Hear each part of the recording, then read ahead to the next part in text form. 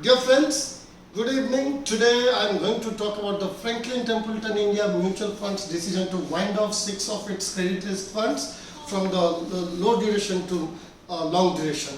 What is the impact? Are you going to get back the money? What are the other perspectives? Let's discuss in detail. Myself, T. Suresh, founder, CBR Financial Planners Private Limited. I have certain understanding based on the last 3-4 days con calls and my past experience in terms of working with the industry. Let's get back to the point. While most of the print media, electronic media, WhatsApp have given different perspective in terms of are you going to get the money back or not, but I have a contrarian view where I strongly believe next 6 months you would get back all the money including capital and interest. How that logic works, let's expand in detail. Number one, Franklin Templeton India Mutual Fund's decision to wind up 6 mutual funds which are into the credit risk category. That means they have broadly 60 odd funds, out of which they have only decided to wind up 6 funds. That's again into the credit risk. That means they have more than 90% of the funds which are still active in the market. Second, what do you mean by winding up? That's very critical where you need to understand. Winding up means you are not allowed to redeem the money or enter the fund, but the fund would continue to be active. It would be an active fund, NAVs would be declared on a regular basis, and the fund would be as usual. Then let's get back to the mechanism why I am positive that you get back the money. Number one, when you talk about a debt fund, let's talk in a very layman language. Let's say you have given me 100 rupees. That means basically I have lended that 100 rupees to different company, let's say 50 odd company, starting from 3 months to 3, 4, 5 years. So there is an average maturity period, let's say 1 year or 1.5 years. That is where you get back the money. Let's say I've lended something for 3 months, I might get 6%. If I've lended something for 3 years, I might get a 9.5 or 10%. Then the average of all these things is what your return, in technical term we call it YTM, yield to maturity. Second, as an investor, when you go to the markets and you book FD, in return what you get is you give the 100 rupees, they give you 7% return, you get a piece of paper, nothing else. If the company tomorrow decides to wind off, you don't get anything except the paper. But in terms of mutual fund, specifically in the credit risk, what is the mechanism through which they lend? Mechanism number one, when let's say they lend 100 rupees to a company, what they do, they not only get a fixed coupon, they have a collateral backing, they have their shares pledged, the promoters' assets are also pledged, balance sheet lending. These are the certain things through which they lend. That means some of the companies in future might default or might not pay, which nobody knows what is going to happen tomorrow. But at least because of the collateral backing, if they don't pay after a certain time, legally we have the right to recover most of the money. Here what happened is basically post the COVID-19 crisis that India was locked down, and in the first phase of lockdown, Franklin Templeton was almost giving everybody the amount of redemption with a T+1 day. But when the lockdown was extended in the second category, that is where the real problem.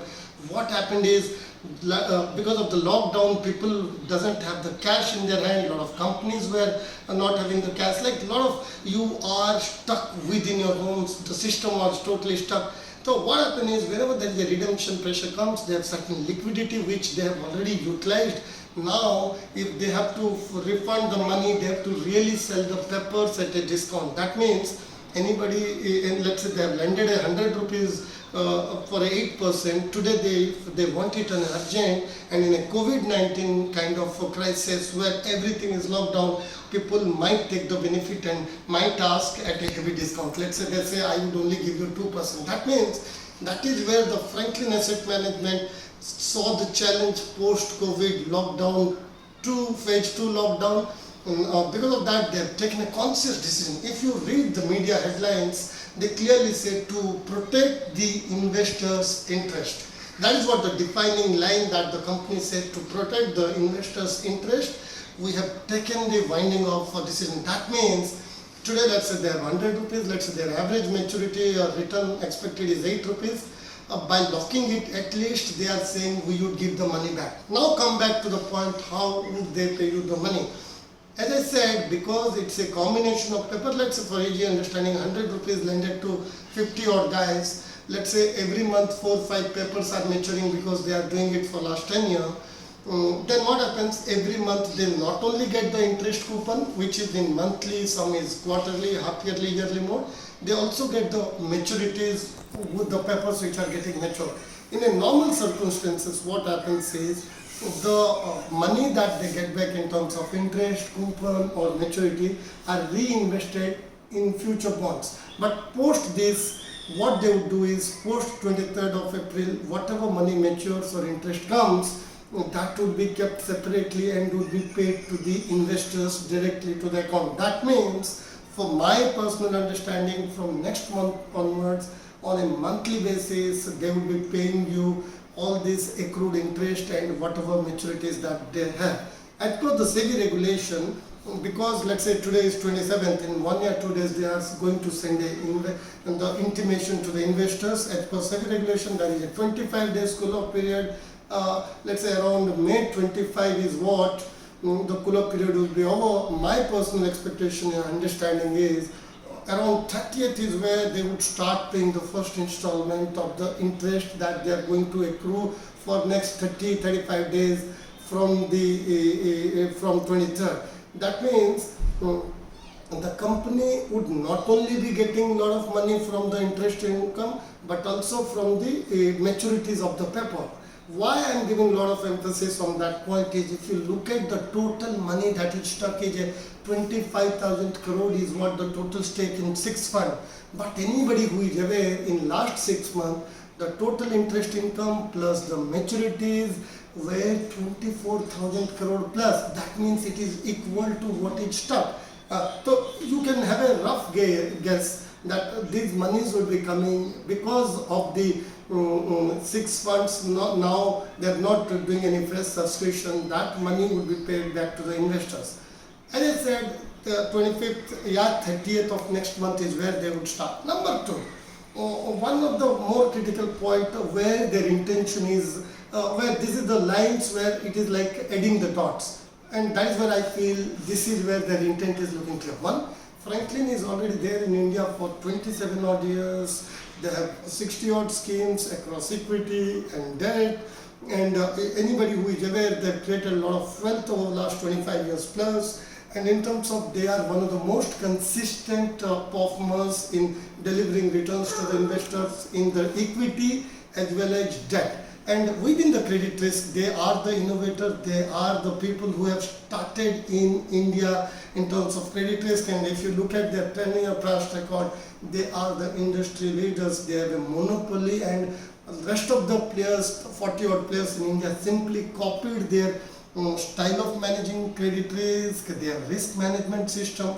And one more thing where I strongly believe they would be more credible is they are present across 35 odd countries across the globe. US based company, one of the most credible outlet. They only do one thing, that is asset management. And number 3, 1/3 of their total workforce in the world work from India. Recently they have opened up their center in Visakhapatnam in India. That means they are putting a lot of money in research and development in India. That is why it seems like they are committing to the concept of India. Number 2 is 2-3 things which they have declared is they would not be charging any management expenses, like managing the fund. There is expense, but they said from 23rd onwards till the time they give the money, they would not be charging any money. That means their intention are looking clear. They are making investors first. Number 2, different funds have different exit load. In this case, they are saying we will not also be charging any exit load. That means no exit load, no fund management charges for the next whatever time they are in the system. Final, what my sense prevails is, if you listen, anybody who is listening to the management, fund management, they are clearly saying we are going to wind up the things in post we wind up, then only we would think of taking money from the investor freshly. That means till the time they don't end, they would not be taking. But anybody who is doing business in India, they would most probably like fresh money coming in. That means it is in their interest to pay back the money at the earliest. Number 5, one more thing as I said, if what really catches my imagination is, let's say they have 60 odd funds, only 10% of the funds are under this problem. My sense is that for saving 90% of the funds, they would not really take that risk. So my sense that either they leave India, they wind off everything, and if they have to stay back, they have to do it in next 6 odd months, because let's say for easy understanding, if they extend it by 1 year or 2 years, the value by whatever they are paying, that credit they would not be getting, because investors will be losing the patience. So if you connect all the points that I am talking, I am quite confident on a Franklin kind of brand which would make you, I think, which would pay back all the things. Second is, let's say a lot of papers where I think because they are dominant positions in Indian market, a lot of promoters, let's say 70-80% of this 25,000 crore, they will be coming out once the COVID-19 situation eases, once the lockdown opens. My thinking says that a lot of promoters should be coming and giving the money back in advance. That means they would not only be getting the interest coupon maturity, but in advance before due date maturity. These are some of the things I think that is going to help. And if you look at the past experience from Franklin, in one event there was a problem. The parent company from the US they took over everything, and whatever money came, that money was distributed to the clients.